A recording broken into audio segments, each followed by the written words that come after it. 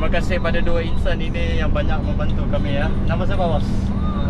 Kennedy. Kennedy. Selamat ya bos. Saya Ramin. Terima kasih banyak lah. Kami jumpa kami. Ini di Banjaran Kroker kan? Banjaran Kroker. Oh, jalannya sudah gila ni. Paling tinggi di Sabah lah. Paling tinggi ya. Hai, Assalamualaikum warahmatullahi wabarakatuh. Terima kasih kerana masih setia dengan aku. Untuk episod kali ini aku akan sambung balik cerita aku dengan isteri mengayuh daripada Kimanis menuju ke Keningau merentasi Banjaran Kroker. Tapi macam biasa sebelum tu jangan lupa untuk subscribe, like dan share video ni. Macam aku cakap dalam video sebelum ni, waktu tu dah petang dalam pukul 5 lebih. So kita ada 3 option waktu tu, sama ada untuk kita patah balik ke Kimanis ataupun bermalam dekat Banjaran Kroker, dan yang ketiga hitchhike, tahan kenderaan mana-mana untuk tumpang menuju ke Keningau. Jadi kita setelah berbincang dengan isteri aku, kita orang decide untuk hitchhike, iaitu tahan kenderaan yang lalu supaya kita boleh tumpang dan pergi ke Keningau. Jadi bermulalah babak-babak kita orang tahan kenderaan dekat tepi jalan, tapi malangnya waktu tu tak ada satu kereta pun yang berhenti. Bila kita orang tengok balik, mungkin sebab jalan tu berbukit, susah untuk kenderaan berhenti di bahu jalan.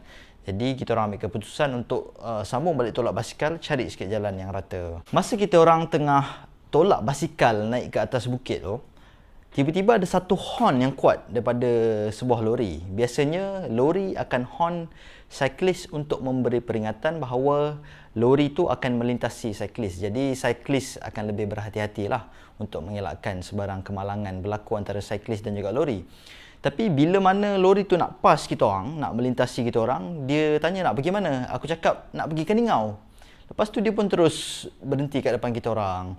Dan dia orang pun offer untuk tumpang kita orang naik lori bersama-sama dengan dia orang. Dalam lori tu ada 2 orang, driver dan juga assistant driver lori tu lah. So assistant tu turun dan tolong aku untuk load basikal aku dengan isteri di bahagian belakang lori tu. Kemudian dia pun jemput kita orang untuk duduk di bahagian kokpit. Dan bahagian kokpit tu sangat luas, memang sampai ada tilam kat belakang. Memang selesa lah untuk 4 orang naik macam kita orang sekali lah. So kita orang pun naik bersama-sama, sambil-sambil tu kita orang start lah berborak dalam perjalanan menuju ke Keningau. Nama driver lori tu Kennedy dan nama assistant dia adalah Rawin. Dan diorang berdua ni sebenarnya kerja dia bawa sayur daripada Keningau ke Kota Kinabalu, dan jarak Keningau ke Kota Kinabalu adalah 109 km. Waktu tu diorang sedang dalam perjalanan balik daripada Kota Kinabalu ke Keningau. Dan diorang cerita sebenarnya waktu diorang on the way daripada Keningau ke Kota Kinabalu tu, diorang dah nampak dah kita orang tengah tolak basikal dekat Banjaran Kroker kan. Memang nampak struggle tu kan.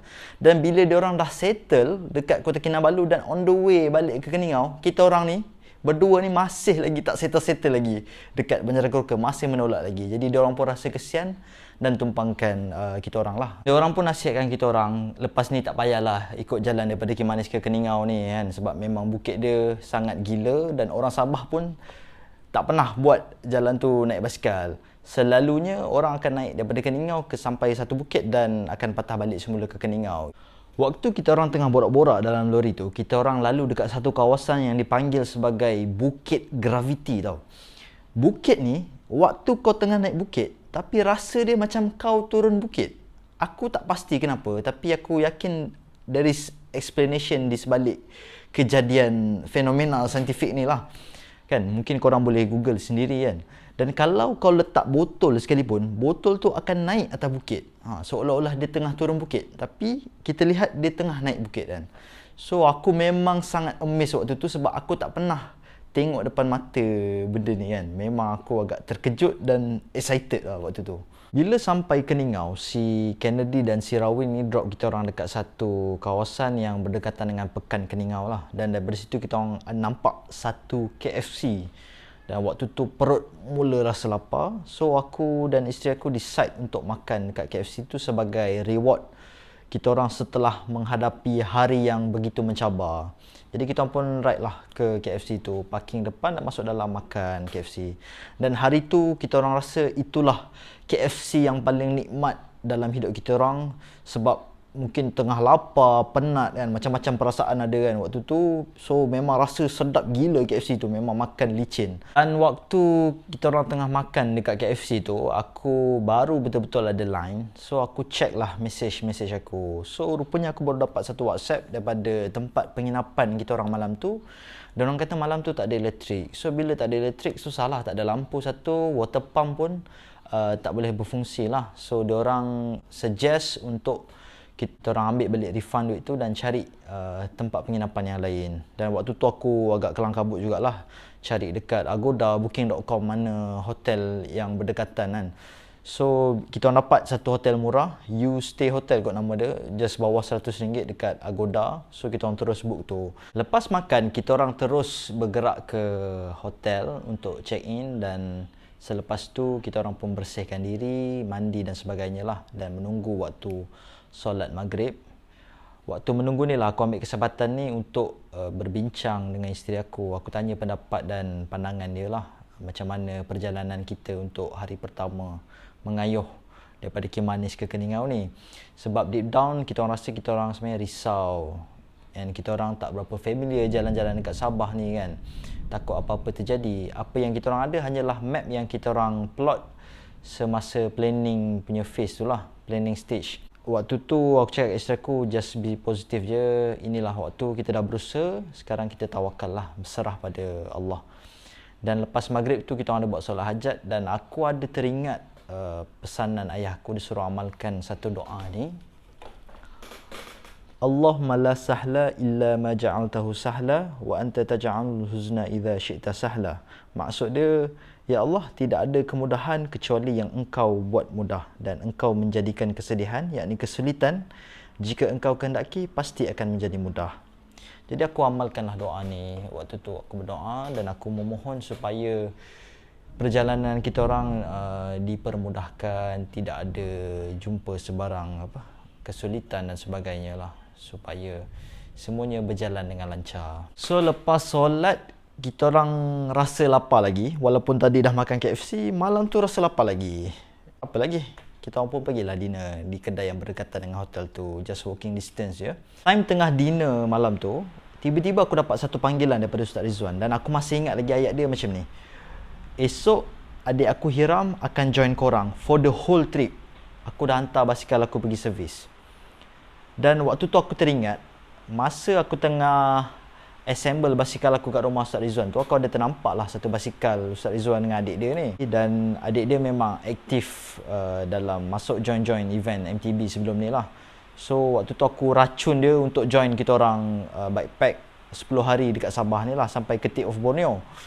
Tapi waktu tu dia ada masalah gear shifting, so sebab tu dia tak boleh nak join kita orang. Dan Ustaz Rizwan telefon aku tu untuk bagi tahu yang dia dah servis basikal dan dia hantar adik dia untuk join kita orang for the whole trip. Dan aku, isteri aku waktu tu terkejut ada, terkedu ada, dan of course kita orang gembira kan, sebab rasa macam baru berdoa tadi pada Allah supaya permudahkan urusan dia. Allah dah hantar bantuan dia macam ni. Siap hantar seorang yang untuk temankan kita yang memang familiar dengan jalan-jalan kat Sabah sepanjang trip ni, supaya kita orang punya perjalanan lebih mudah. Jadi keesokan harinya Ustaz Rizwan pun datang bertiga. Dia, ayah dia dan juga Hiram, adik dia, yang akan follow kita orang for the whole trip ni. Dan yang bestnya, dia hantar kita orang ke Tambunan dan drop kita orang kat sana. So kita orang boleh start cycle daripada Tambunan ke Ranau, dan jarak dia lagi pendek lah compare tu daripada Keningau ke Ranau. Dan hari tu kita orang masih lagi merentasi Banjaran Keroka. Maksudnya jalan dia memang berbukit, tapi taklah seteruk macam hari yang sebelum tu. So kita orang sampai Ranau lebih kurang pukul 6, dah dekat maghrib dah waktu tu. Dan kita orang terus ke campsite tempat kita orang tidur, iaitu di Tambiau Forest House di Ranau. Di Ranau kita orang stay selama 3 hari, sebab dekat Ranau ni banyak tempat-tempat yang boleh di-explore, dan kita orang pergi tempat-tempat yang belum lagi mainstream. Itu yang bestnya. Plan asalnya kita orang nak panjat Kinabalu, tapi sebab kesuntukan masa, kita orang terpaksa batalkan dan kita ganti dengan aktiviti-aktiviti lain. Kalau korang nak tahu aktiviti apa ataupun tempat mana yang aku pergi, the hidden gem dekat Ranau ni, korang kena stay tune dan tunggu next episode. Bye-bye!